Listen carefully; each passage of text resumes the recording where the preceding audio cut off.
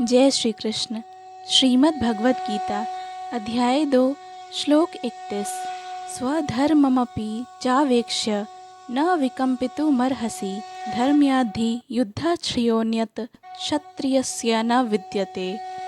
क्षत्रिय होने के नाते अपने विशिष्ट धर्म का विचार करते हुए तुम्हें जानना चाहिए कि धर्म के लिए युद्ध करने से बढ़कर तुम्हारे लिए अन्य कोई कार्य नहीं है।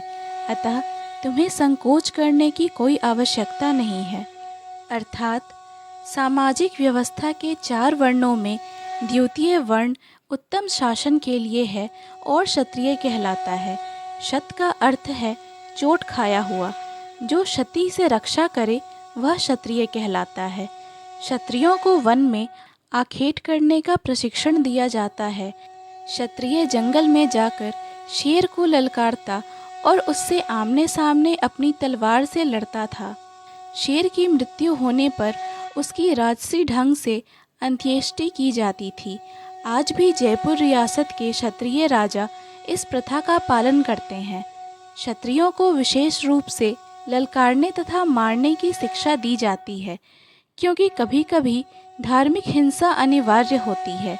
इसीलिए क्षत्रियों को सीधे संन्यासाश्रम ग्रहण करने का विधान नहीं है।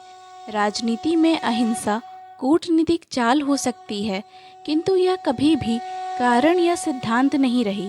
धार्मिक संहिताओं में उल्लेख मिलता है, आवेशु मिथोन्योन्यम जिघांसन्तो महीक्षिता युद्धमानः परम शक्त्या स्वर्गम यान्त्य परांगमुखा यज्ञेषु पशवो ब्रह्मन् हन्यन्ते सततम द्विजः संस्कृतः किल मंत्रश्च ते अपि स्वर्गमवाप्नुवन्। युद्ध में विरोधी ईर्ष्यालु राजा से संघर्ष करते हुए मरने वाले राजा या क्षत्रिय को मृत्यु के अंततर वे ही उच्च लोक प्राप्त होते हैं जिनकी प्राप्ति यज्ञाग्नि में मारे गए पशुओं को होती है। अतः धर्म के लिए युद्ध भूमि में वध करना तथा याज्ञिक अग्नि के लिए पशुओं का वध करना हिंसा कार्य नहीं माना जाता, क्योंकि इसमें निहित धर्म के कारण प्रत्येक व्यक्ति को लाभ पहुंचाता है और यज्ञ में बलि दिए गए पशु को एक स्वरूप से दूसरे में बिना विकास प्रक्रिया के ही तुरंत मनुष्य का शरीर प्राप्त हो जाता है। इसी तरह युद्ध भूमि में मारे गए क्षत्रिय यज्ञ संपन्न करने वाले ब्राह्मणों को प्राप्त होने वाले स्वर्गलोक में जाते हैं।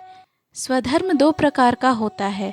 जब तक मनुष्य मुक्त नहीं हो जाता तब तक मुक्ति प्राप्त करने के लिए धर्म के अनुसार शरीर विशेष के कर्तव्य करने होते हैं। जब वह मुक्त हो जाता है तो उसका विशेष कर्तव्य या स्वधर्म आध्यात्मिक हो जाता है और देहात्म बुद्धि में नहीं रहता। जब तक देहात्म बुद्धि है तब तक ब्राह्मणों तथा क्षत्रियों के लिए स्वधर्म पालन अनिवार्य होता है। स्वधर्म का विधान भगवान द्वारा होता है, जिसका स्पष्टीकरण 4th अध्याय में किया जाएगा। शारीरिक स्तर पर स्वधर्म को वर्णाश्रम धर्म अथवा आध्यात्मिक बोध का प्रथम सोपान कहते हैं। वर्णाश्रम धर्म अर्थात प्राप्त शरीर के विशिष्ट गुणों पर आधारित स्वधर्म की अवस्था से मानवीय सभ्यता का शुभारंभ होता है। वर्णाश्रम धर्म के अनुसार किसी कार्य क्षेत्र में स्वधर्म का निर्वाह करने से जीवन के उच्चतर पद को प्राप्त किया जा सकता है। जय श्री कृष्ण। पूर्ण भगवद गीता के श्लोकों को सुनने और समझने के लिए कृपया हमें सब्सक्राइब करें। वीडियो पसंद आया हो तो लाइक और शेयर करें।